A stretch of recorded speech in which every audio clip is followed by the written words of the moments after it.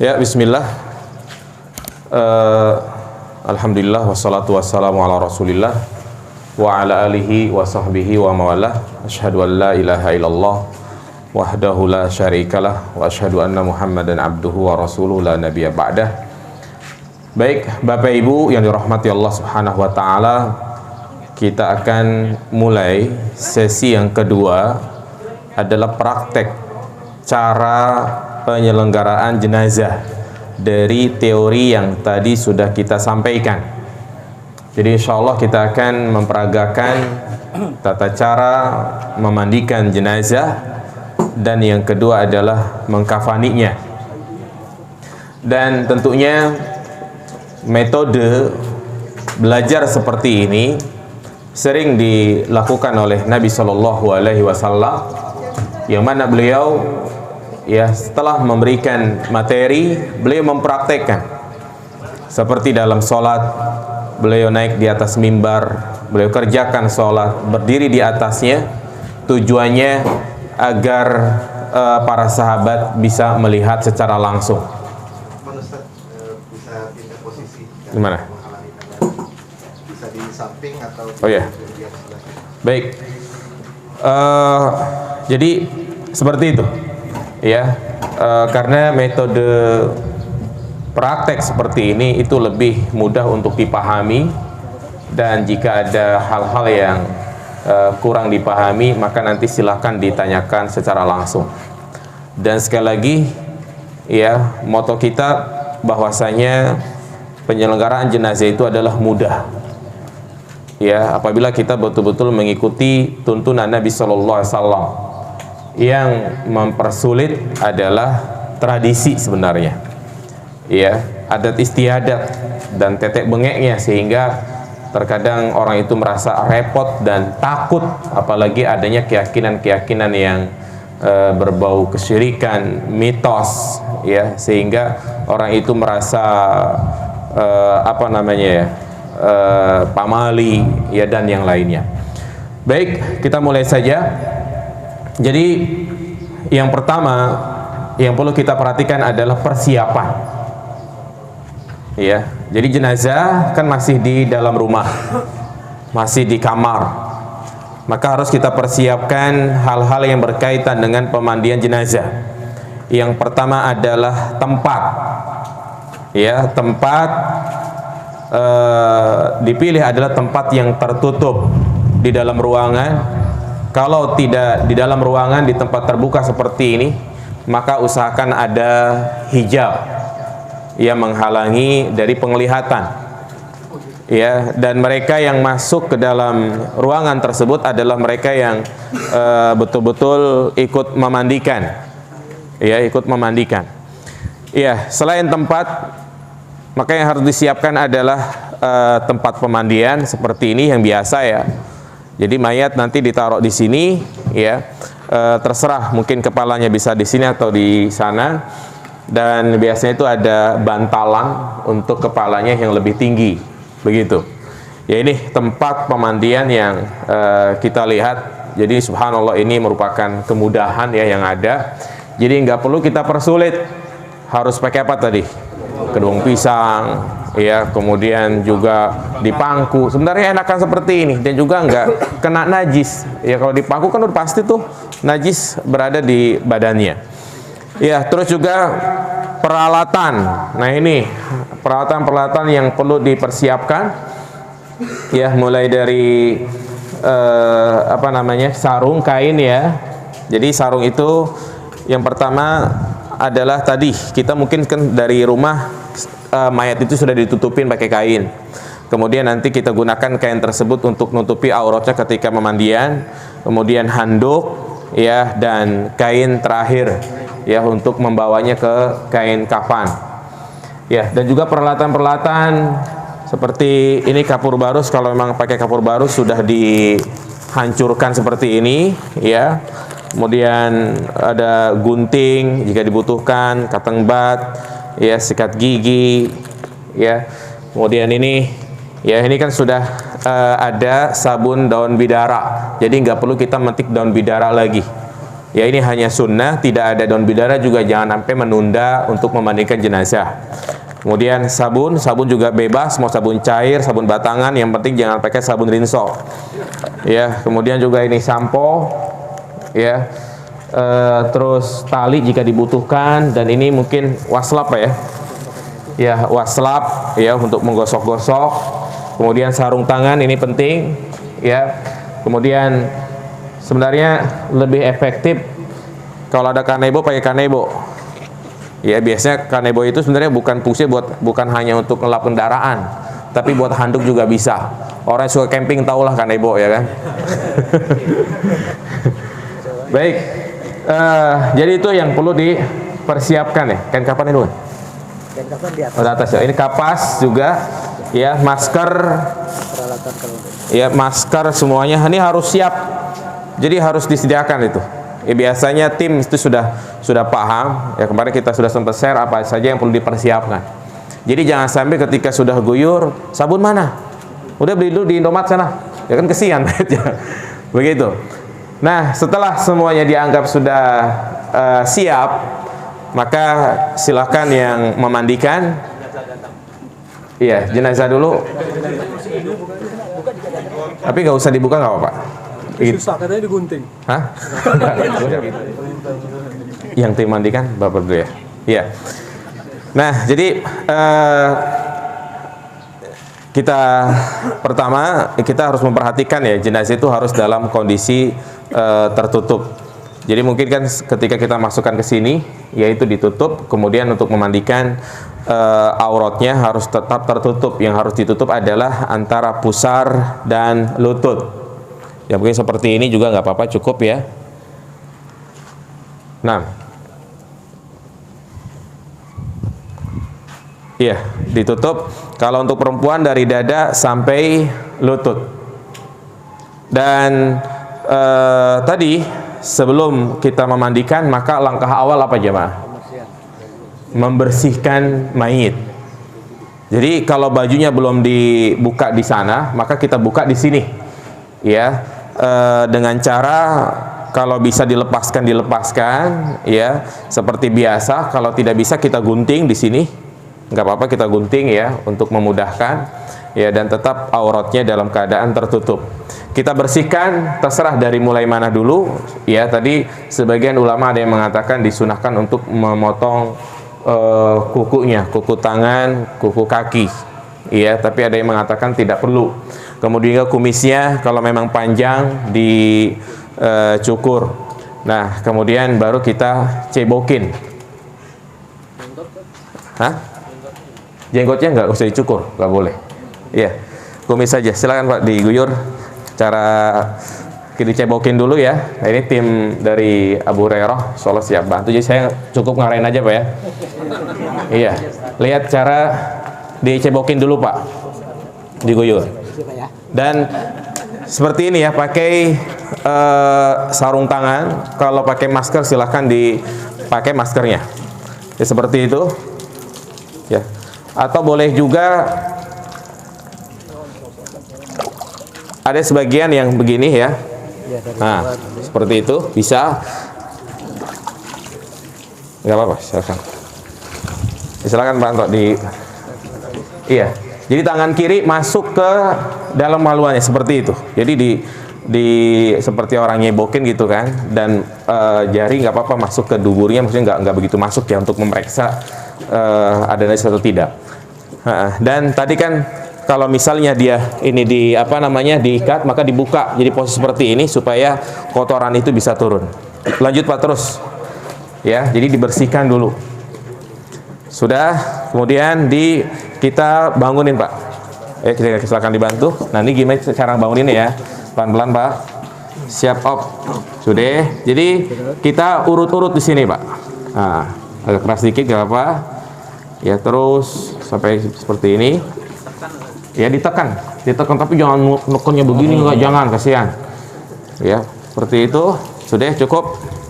Nah, ini tergantung mayitnya ya. Kalau memang dia dalam keadaan tidak sakit perut, ya insya Allah kotoran nggak keluar.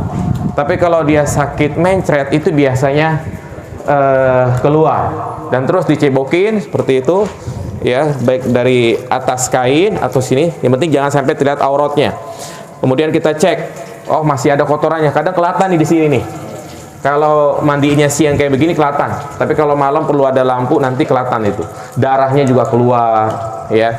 Dan juga saya ingatkan, biasanya itu ada orang cuci darah di sini nih. Ya, di sini ada apa namanya? Ada perban atau ada bekas-bekas. Ini jangan dicabut, biarin di sini, ya. Atau juga bekas apa namanya? Impus di sini gitu ya. Jadi khawatir darah itu keluar nggak berhenti-berhenti. Baik. Kemudian juga kalau ada katang bat gitu ya, telinganya mana tadi? Oh ya ini ya. Jadi tadi yang lain nyebokin, yang satu di hidungnya dibersihkan, ya. Kemudian juga telinganya dibersihkan, mulutnya pakai apa itu? Pakai sarung tangan dibersihkan. Ya, pakai kain basah. Silakan Pak, dibersihkan dulu Pak.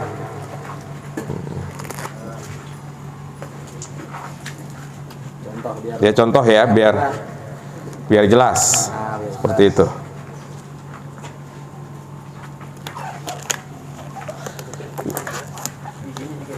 Ini tinggal kita lihat, kalau misalnya dia masih bisa terbuka, giginya kelihatan, berarti giginya dibersihkan, ya. Tapi misalnya nggak bisa terbuka, mingkam gitu aja, udah biarin, begini aja, jangan dipaksain, ya. Jadi intinya jangan kita terlalu memaksakan si mayit begitu. Kumis cukup dipotong, karena kan sebagaimana sunnah-sunnah fitrah itu, kumis itu sunnahnya sebenarnya nggak dicukur, tapi dirapikan, dipotong begitu. Berbeda dengan bulu ketiak. Ya, jadi bulu ketiaknya juga dibersihkan. Sudah? Jadi sudah kita yakin bersih. Ya, ini tahapan yang pertama. Tahapan yang kedua adalah diapain? Diwudukan. Maka saya yang mewudukan, yang lainnya nyiram. Sebentar, cara wudunya saya udin nggak apa. Satu lagi Pak. Nah, jangan sampai terbuka ya auratnya. Nah ini. Yang baca bismillah siapa? Mayit atau saya? Saya. Iya, bismillah. Seperti ini, sama kita sela-sela jarinya. Ya, cukup 3 kali. Nah, kemudian untuk apa namanya? Bagian mulut cukup digosok-gosok aja. Gosok-gosok kanan kiri seperti ini, ya. Kemudian juga hidungnya. Kemudian untuk mukanya, ya kita agak bawah sini Pak ya. Maaf, ini dibantu saya. Maaf Pak ya. Gak apa-apa kan Pak? Iya. Berapa kali? 3 kali. Iya, cukup. Pelan-pelan. Ya, kemudian sebelah kanan. Jadi mewudukan 1 orang saja. Sampai sikut. Tidak ada doa-doa khusus. Sebelah kanan. Ya, kemudian sebelah kiri 3 kali, hitungan 3 kali sampai merata. Doa wudu tidak perlu, tidak ada doa-doa khusus, ya, tidak doa. 3 kali. Kemudian untuk bagian kepalanya, perhatikan, ya, bagian kepalanya cukup diusap seperti ini aja, ya, cukup 1 kali. Kemudian kaki yang kanan dulu, tadi telinganya lupa ya, jadi telinganya juga sama kita sela-sela seperti kita berwudu, ya, hitungnya sampai 3 kali, ya, iya. Kemudian kaki yang kiri sama kita sela-sela juga pakai jari kaki kita, ya. Ini kalau misalnya mayatnya itu wajar ya kulitnya, kadang ada yang terkelupas. Kalau terkelupas jangan. Misalnya kakinya itu ada borok di sini. Tadi saya sampaikan, kalau misalnya ada borok di sini di perban, jangan dibuka. Disiram, hah? Ya disiram, tapi nanti bukanya nanti pas sudah selesai. Ya, kenapa? Karena kalau sudah dibuka, khawatir mungkin di antara kita ada yang nggak kuat, mungkin bau atau apa gitu ya. Jadi gimana? Dibasuh nggak? Nggak perlu dibasuh. Udah biarin tertutup begitu aja. Ya, jadi kita lihat kondisinya. Baik, ini tahapan yang kedua. Jadi wudu itu dilakukan setelah dibersihkan. 6. Baik, itu yang kedua. Jadi tidak ada doa-doa khusus ya. Hanya tadi baca apa? Bismillah. Kemudian tahapan yang ketiga adalah baru kita mulai memandikan. Seperti kita mandi jinabah, yang pertama adalah kita membasuh kepalanya. Ya. Jadi kita tutup wajahnya seperti ini. Nah, kita basuh kepalanya 3 kali. Lehernya juga sama. Maaf ya, nggak masuk ya. Iya, 3 kali. Seperti itu. 3 kali. Mau langsung disampaikan silahkan, tapi ntar aja nggak apa-apa. Di kepala dulu. Kemudian baru setelah itu kita mulai dari ibda bimayaminiha. Kita mulai dari sebelah kanan. Sebelah kanan kita guyur. Terserah, bebas. Yang penting dari sebelah kanan sampai rata. Ya, tangan kita terus digosok-gosok gitu ya, masuk dalam gini ke dalam sarung, atau kita seperti ini kan nggak apa-apa ya, sampai rata. Kemudian setelah depan rata, maka kita miringin Pak, silahkan dimiringin ya, siap. Nah, jadi Bapak diguyur, silahkan diguyur ya, diguyur. Saya gosok-gosok ke pantatnya, ke duburnya, terus sampai merata. Nggak usah cepat-cepat. Jadi kita mandiin itu biasa aja ya. Jangan terburu-buru, nyantai Pak. Baik, sudah rata. Kemudian bagian depan, yang apa? Kiri. Silahkan kiri. Ini. Silahkan pantau bagian kirinya. Ya, pelan-pelan. Jadi kita menyikapi mayit itu seperti kita menyikapi orang yang masih hidup. Terus pelan-pelan digosok-gosok. Iya. 6. Terus sebelah kanan, terus balas sebelah kiri. Iya, kiri. Tap. Baik, Pak. Iya. Silakan. Nah.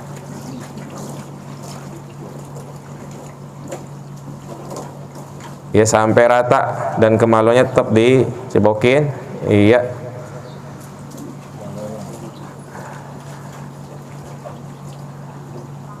Baik, ya, cukup. Ya, nah berarti kalau sudah merata disebut namanya al-isti'ab ya. Inilah hitungan yang pertama, ya. Jadi hitungan pertama itu bukan 1 gayung, 2 gayung, 1 ember, 2 ember, tidak. Tapi kalau sudah rata seperti ini, ya, baru dikatakan 1 kali dan baru kita mulai sabunin dan sampoin. Iya, dikit aja Pak, nggak apa-apa sabunin. Nah. Iya, selajah. Nah, ini kita sampoin ya, dikit ya. Sabunin. Yang lainnya nyabunin. Saya nyampoin. Iya. Ya, enak pantas sore nggak usah mandi lagi ya. Iya. Bagi Pak Ustadz yang mandiin kan. Iya. Terus keteknya itu nggak apa-apa, kalau ini mah bebas. Bebas dia. Apa namanya, dalemannya semua diratain Pak ya. Masya Allah, mantep. Kakinya juga ya, semuanya rata. Apanya? Bebas, gak ada hitungan kalau ini mah. Yang penting rata, bersih. Iya. Tadi selesai wudhu itu hitungan 1. Belum. Baru ini tadi. Iya. Ya, dan ingat ya, hitungan itu bukan suatu keharusan, bukan suatu yang wajib. Jadi jangan sampai kita mandi jenazah ngingetin hitungannya doang, sehingga bingung. Iya. Sudah cukup, sudah rata semua, baru kita airin. Bagian itunya. Oh iya, bagian belakangnya belum ya. Bagian kanannya. Iya, bagian belakang sama. Ya, kita gosok-gosok gitu ya. Siap. Nah, makanya emang yang pas itu enak 5 orang atau 4 orang ya. Iya. Itu pas miring itu kan ini tersikat di belakang. Enggak, kan tutup. Kita tutup. Nah, berusaha untuk ditutup. Iya, udah. Terus belakang. Bagian kiri sama. Iya. Ya, tapi walaupun tersingkap tanpa kesengajaan nggak apa-apa ya. Artinya kita nggak sengaja gitu loh. Ya, karena apa jamaah sekalian, aurat itu kalau sudah terbuka, itu kan aib buat dia, gitu kan. Baik, sudah selesai air Pak, 1 gayung. Ya, nanti, nah kita bagian palanya dulu, ya kita.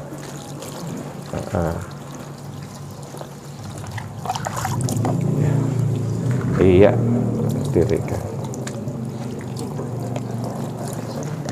Nggak apa-apa. Ya, sampai bersih, busnya hilang udah cukup. Ya, mukanya di ini aja. Dah cukup. Iya, bagian kepalanya sudah. Kemudian bagian depan kanan. Ya silakan Pak digosok-gosok lagi. Ya. Bagian ketiaknya jangan lupa. Iya.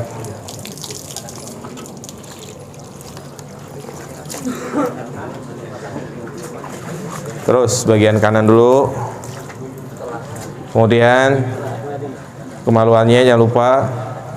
Terus bagian kanan belakang ya, sudah semuanya.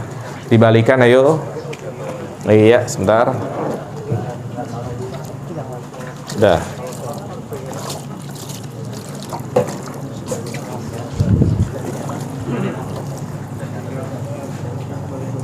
Ya, sudah cukup. Bagian depan kiri sama seperti itu. Iya. Sudah bagian kirinya depan. Kemudian dibalikan lagi. Ya. Nih, sebentar.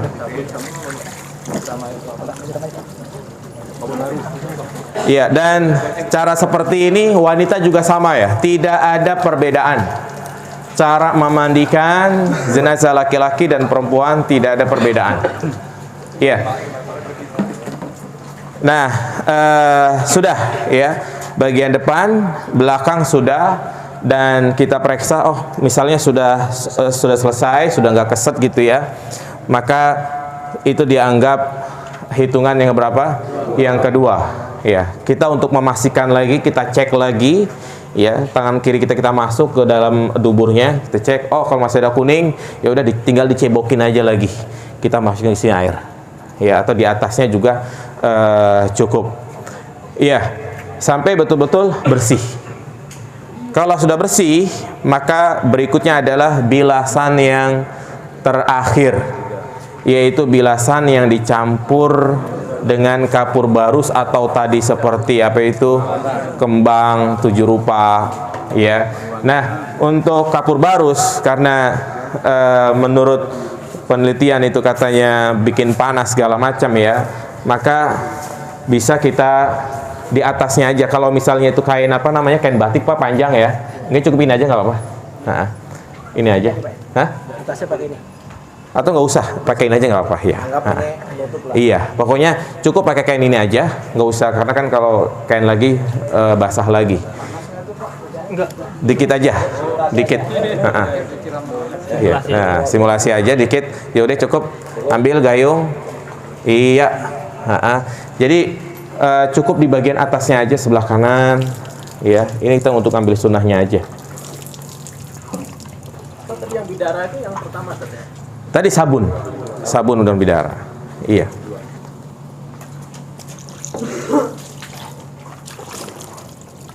Deh, ya cukup. Dan ini sudah selesai, ya. Maka selanjutnya adalah kita keringkan, ya pakai anduk. Ya diandukin. Silakan Pak Anto diandukin. Ya. Hah? Sebenarnya kalau bukan kapur barus nggak apa-apa. Iya, kalau bukan kapur barus nggak apa-apa. Misalnya pakai bunga 7 rupa gitu ya, nggak apa-apa. Tapi kan kita khawatir dia panas gitu ya. Jadi segini aja udah cukup begitu. Iya, diandukin semuanya. Boleh. Nggak apa-apa, ya selang. Ya. Seharusnya tadi ini ya apa namanya langsung digini Pak. Jadi biar kayak gini kan masih kelihatan tuh. Coba ulangi lagi. Iya, jenazahnya. Iya. Nah jadi jangan pakai anduk. Jadi dia langsung begini Pak. Ya tadi kan sudah kering, ya langsung ditutup Pak. Ditutup, nah langsung diambil. Nah, langsung diambil kain yang basahnya. Baik, dari tanah. Siap, dah. Ya. Nah baru kita kering-keringkan lagi sebelum kita kapanin. Begitu. Nah, ketika jenazah sudah ditutup gitu kan, kalau misalnya jenazah itu kok kotorannya nggak berhenti gitu kan, ya maka disinilah kita pakaiin popok, atau biasanya kalau darah orang misalnya pendarahan keluar dari duburnya atau kubulnya seperti wanita gitu ya, maka tidak mengapa ditambahin pakai kapas di sini, atau juga duburnya disumpel pakai kapas, ya biar darahnya itu nggak ngocor terus atau kotorannya tidak ngocor terus begitu. Ya, jadi dipakein popok di sini nih supaya nanti di pas kapanin kita nggak ribet lagi begitu. Ya, dibersihkan. Nah tadi kan sempat karena di sini ada luka gitu ya, kan diperban nih. Baru kita buka di sini perbannya, kita buka yang terakhir, baru kita mungkin lap-lap sedikit gitu ya. Kemudian tutup lagi pakai kapas, diperban lagi yang kering. Ya, tujuannya agar luka ini tidak melebar. Ya, karena kan namanya orang sudah meninggal kadang gampang ya gampang terkelupas gitu ya. Jadi ditutup lagi. Nah kemudian juga luka-luka yang ada di sini gitu ya, kalau misalnya ada luka dibersihkan dulu ya. Pokoknya dipastikan jangan sampai ketika kita masukin kain kafan ada darah yang keluar, karena kalau darah itu sudah di kain kafan ke warna putih itu akan tembus terlihat ya. Jadi di sini nih kita pastiin dulu, kita cek dulu sebelum kita mengkafani begitu.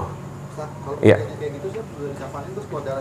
Ya udah kita langsung tutup aja, kita buka lagi dikit ya, kita sumpel pakai popok atau pakai kapas gitu kan, tidak mengapa. Ustaz, pertanyaan lagi nih, pernah ngalamin itu dari sini Ustaz? Gimana? Dari sini ini kulitnya lepas nih. Lepas semua. Saya pernah alami, Iya. ini lepas, ini akhirnya saya kasih kapas, Iya. harusnya terus diperban dulu, terus kasih itu plastik yang ini, plastik yang apa tuh? Wrapping. Ya.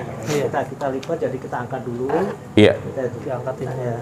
Nanti kalau nggak ini nanti waktu di kafannya suka ngocor. Ngocor darahnya ya. Pertama Oh iya. ngocor, tahu baunya Ustaz. Baunya, aduh, pokoknya itu makanya jangan sampai nanti menjadikan fitnah untuk Iya, yang baik lain. Ahsan. Iya. Jadi sebenarnya kalau memang udah seperti itu Pak ya misalnya ada luka di sini gitu ya, itu nggak usah diguyur bagian sini. Biasanya sampai saya gini. Iya, cuma diusap aja. Jadi kita guyurnya hanya sampai di sini jamaah.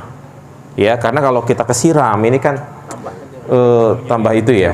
Jadi bagus tadi idenya, dan ini hanya teknis saja sebenarnya ya. Tujuannya agar darah itu tidak ngocor terus. Ya, jadi diperban kemudian di wrapping gitu ya. Kayak orang wrapping paket gitu. Kemudian diperban biar ya pokoknya dipastikan darah itu tidak ngocor.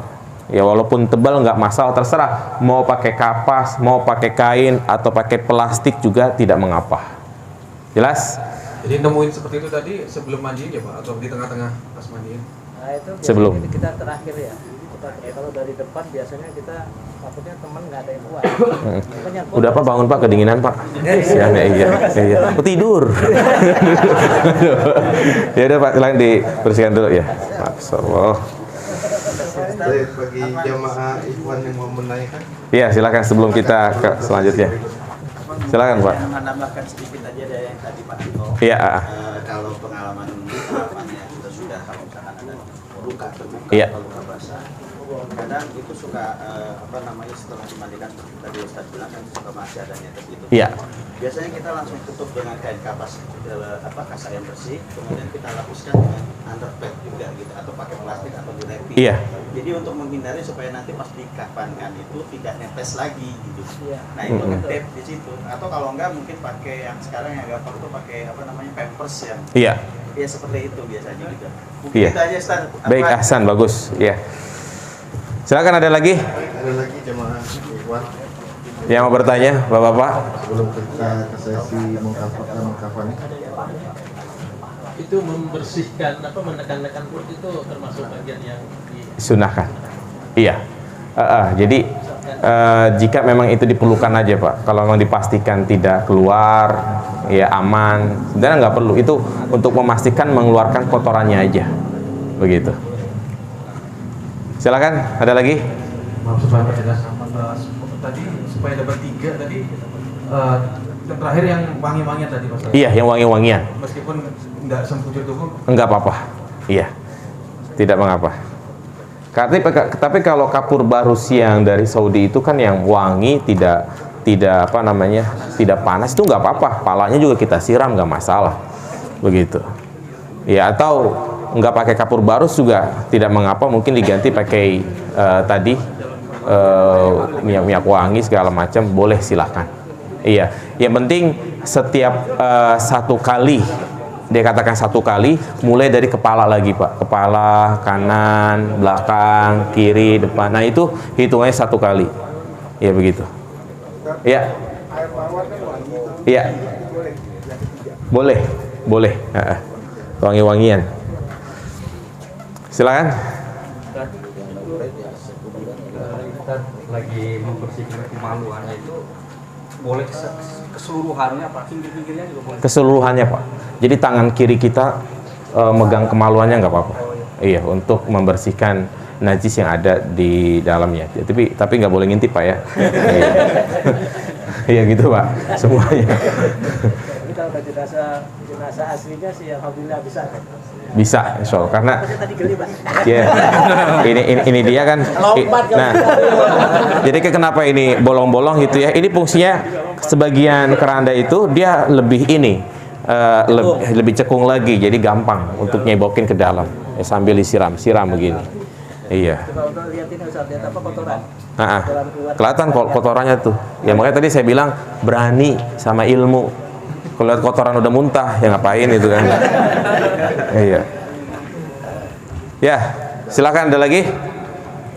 Sebelum kita melanjut ke kafan. Untuk diwuduinya itu tahap keberapa? Tadi tahap kedua setelah dibersihkan, diwudukan, mandikan. Jadi bukan yang terakhir. Iya. Nah,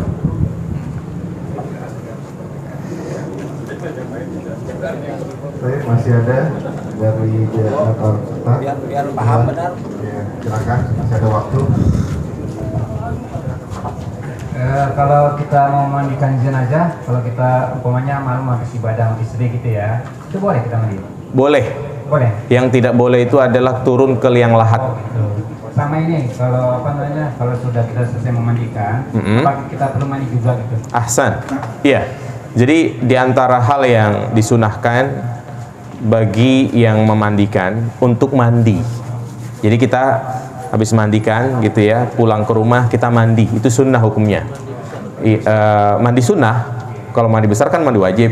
Ya kan, ini disunnahkan untuk mandi. Ya, man ghassala maitan falyagtasil. Barang siapa yang memandikan jenazah maka hendaknya dia mandi.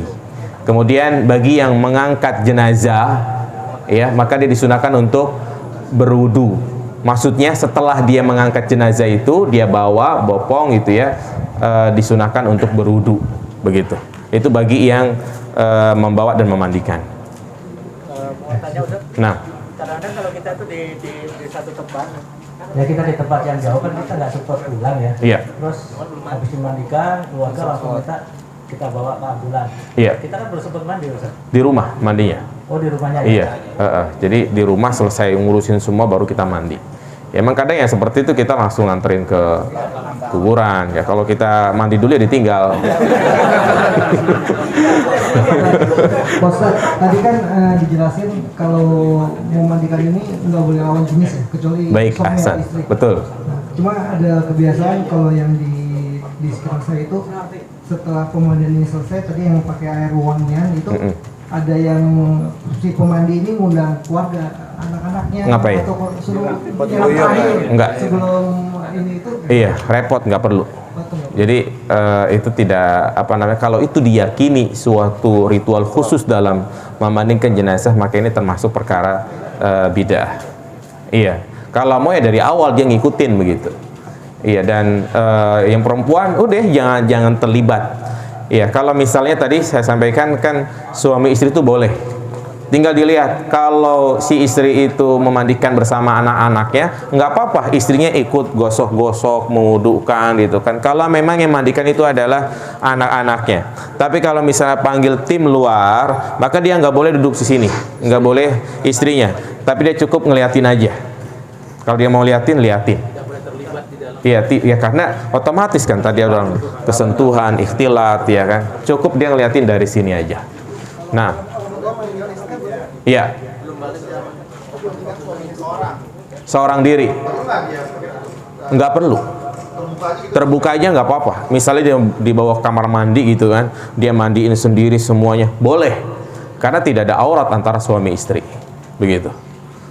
Nah. Silakan Pak. Kalau tadi kondisi yang tadi terus yang mandiin dari akhlak gimana? Maksudnya si istri dimandiin sama tim perempuan. Boleh nggak suami ke sini? Begitu? Nggak boleh. Iya, karena kan otomatis ya perempuan harus begini ya kan. Ini kan aurat. Begitu. Kemudian ya kadang mungkin dia lepas jilbab. Karena kan kalau pakai jilbab besar nggak nyaman. Ya, jadi kalau tim perempuan nggak apa-apa dia lepas jilbab di dalam memandikan, tapi dipastikan tertutup, dan kalau bisa yang di dekat hijab itu ada yang jaga. Ya, jadi kalau misalnya yang perempuan bertanya boleh nggak memandikan jenazah 3-5 orang, jilbabnya dia lepas, boleh, nggak masalah. Ya, karena antar wanita boleh melihat aurat kepala, begitu. Jelas Pak? Silakan. Artinya kalau istri mandi suami berarti hanya seorang berarti ya. Apanya? Anak istri yang mandiin, suaminya yang mandiin berarti hanya. Kalau anaknya perempuan nggak apa-apa. Iya. Nah, anak pernah dengar kalau yang memandikan ketika malam dia tidak berhubungan suami istri, katanya nggak boleh, anak pernah dengar. itu mungkin menguburkan Pak ya. Kalau menguburkan ada dalilnya. Mengubur artinya yang meletakkan ke liang lahat. Tapi kalau memandikan, sampai saat ini saya belum pernah ada riwayat yang menjelaskan masalah seperti itu. Nah, Walaupun sudah mandi besar, yang mana? Yang nguburin? Iya, tetap nggak boleh. Iya, karena Nabi waktu itu tidak mau turun dan mengatakan siapa yang semalam itu tidak berhubungan. Kalau nggak salah Abu Thalha atau siapa yang turun, saya lupa itu. Ya, itu hanya menguburkan dan nggak bisa dikiaskan memandikan, mengkafani, begitu. Iya.